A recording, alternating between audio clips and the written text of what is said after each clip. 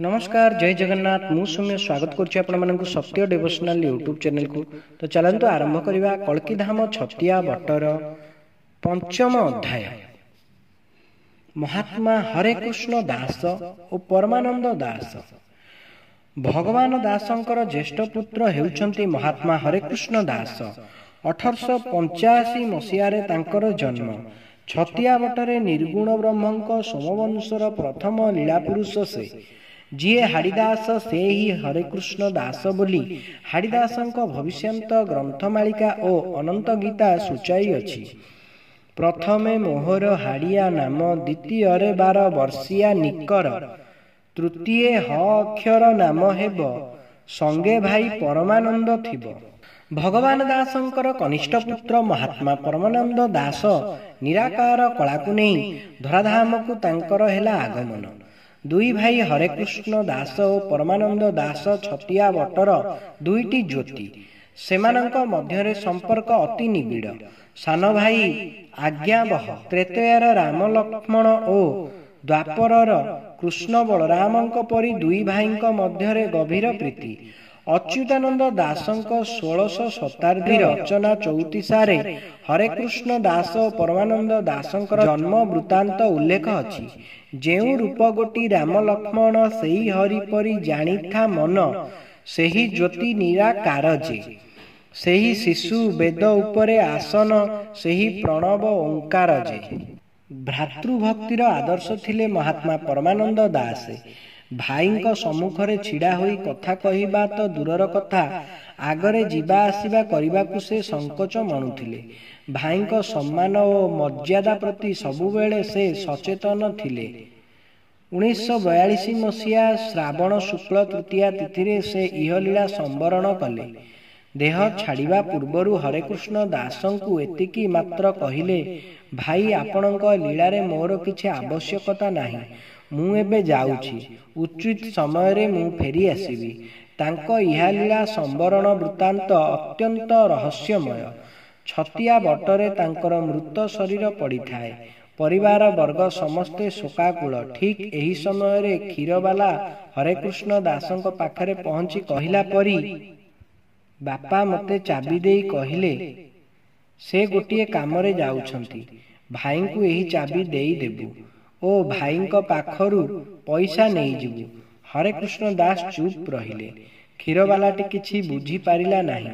परमानंद दासंक मृत शरीर को देखिबा परे से निजको विश्वास करि पारिला नाही, अथवा एहार रहस्य किछि बुझी पारिला नाही।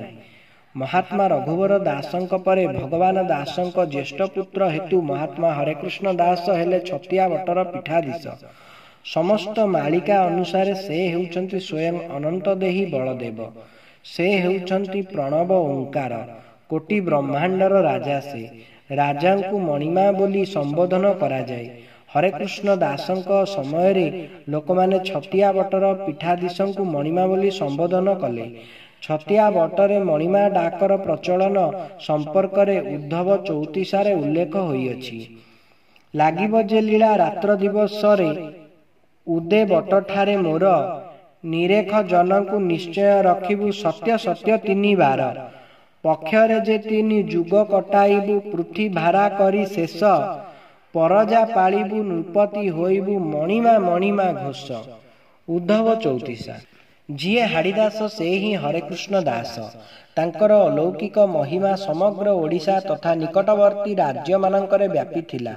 तेणु छतिया बटरे शिष्यत्व ग्रहण कराजिबार परंपरा तांकरी समय रे व्यापक होई उठिला।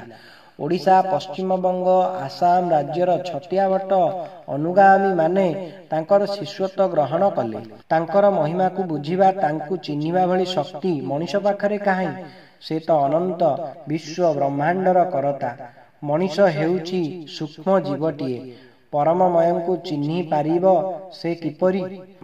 धराधाम रे पाप स्रोतर मात्रा को संकुचित कराई धर्म स्थापना करिबा पाई महात्मा हरे कृष्ण दास शुभ शून्या दिन समाज उद्देश्य रे ब्रह्म एकाक्षर नाम उत्सर्ग करिथिले। से हेउछंती नामी। नाम नामींक ठारू उत्पत्ति। एही हेतु महात्मा हरे कृष्ण दास हेउछंती ओंकार ज्योतिर झलक। ଏହି ଏକାକ୍ଷର ନାମ ହେଉଛି ଅନନ୍ତ ଗୋପାଳ ସତ୍ୟ ଧାମ ହରେ କୃଷ୍ଣ ପରମ ବ୍ରହ୍ମ ରାମ ପତିତ ପାବନ କଳ୍କି ରାମ ସତ୍ୟ ସନାତନ ହରେ ରାମ। ଏହା ହେଉଛି କଳ୍କି ମହାମନ୍ତ୍ର। କଳିଯୁଗରେ କଳିର କଳ୍ମୁଷକୁ ହ୍ରାସ କରିବା ପାଇଁ ଏହି 40 ଅକ୍ଷର ନାମ ସଂକୀର୍ତ୍ତନ ହିଁ ସର୍ବୋତ୍ତମ ମାଧ୍ୟମ। ଏହି 40 ଅକ୍ଷର ନାମ ହିଁ ବ୍ରହ୍ମ ଏକାକ୍ଷର ମନ୍ତ୍ର ବୋଲି ଅଚ୍ୟୁତାନନ୍ଦ ଦାସ ତାଙ୍କର ଭବିଷ୍ୟାନ୍ତ ମାଳିକାରେ ସାବ୍ୟସ୍ତ କରିଛନ୍ତି। ବ୍ରହ୍ମ ଏକାକ୍ଷର 40 ସ୍ଥିତି ଅଚ୍ୟୁତ ଯୁମରେ କହି ଅଛନ୍ତି। ଏକ ଅକ୍ଷରୁ 40 ଅକ୍ଷର କଳି ଶେଷେ ହେବ ନାମ ପ୍ରଚାର। ମହାତ୍ମା ହରେକୃଷ୍ଣ ଦାସଙ୍କ ସମୟରେ ନାମ ପ୍ରଚାରର ଶୁଭାରମ୍ଭ ହେଲା। ସବୁ ଯୁଗରେ ନାମ ରହିଛି, ମାତ୍ର ଅନନ୍ତ କଳିଯୁଗରେ ନାମର ବିଶେଷତ୍ୱ ଏହି ଯେ ନାମ ସହିତ ଧାମର ପ୍ରକାଶ ପାଉଛି। ବସ୍ତୁତଃ ହରେକୃଷ୍ଣ ଦାସ ଛତିଆ ବଟରେ ହେଲେ ନବନିର୍ମାତା। ତାଙ୍କରି ସମୟରେ ଛତିଆ ବଟ ହେଲା ମନ୍ଦିର ମାଳିନୀ। ଚକ୍ରତୀର୍ଥ ଖୋଳା ଆରମ୍ଭ ହେଲା। ଏଥିପାଇଁ କିଛି ବିରୋଧୀ ଲୋକ ମକଦ୍ଦମା କଲେ। ମହାତ୍ମା ହରେକୃଷ୍ଣ ଥିଲେ ଅବିଚଳିତ। ସେ ବାକ୍ସିଦ୍ଧ ପୁରୁଷ। ଯାହା ସେ କୁହନ୍ତି ତାହା ସତ୍ୟ ହୁଏ। ସେ ମଧ୍ୟ ଆଦର୍ଶ ଦେଖାଇ ଯାଇଛନ୍ତି ସମାଜ ପାଇଁ। ସ୍ୱାଧୀନତା ସଂଗ୍ରାମ ବେଳେ ସେ ସଂଗ୍ରାମୀମାନଙ୍କୁ ଆଶ୍ରୟ ଦେଇଛନ୍ତି। ଚମ୍ପାପୁରଠାରେ ମହାତ୍ମା ଗାନ୍ଧୀଙ୍କ ସହ ଭେଟ ହେବା ପରେ ସେହି ଦିନ ଠାରୁ ସେ ଖଦଡ଼ ପିନ୍ଧିଲେ ଓ ମୁଣ୍ଡରେ ଟୋପି ଦେଲେ। ଛତିଆ ବଟର ନାନା କୀର୍ତ୍ତିର ସେ କର୍ତ୍ତା। ସାନ ଭାଇ ପ୍ରତି ଗଭୀର ମମତା। ସାନ ଭାଇ ମଧ୍ୟ ଦେଖାଇଛନ୍ତି ଆଦର୍ଶ।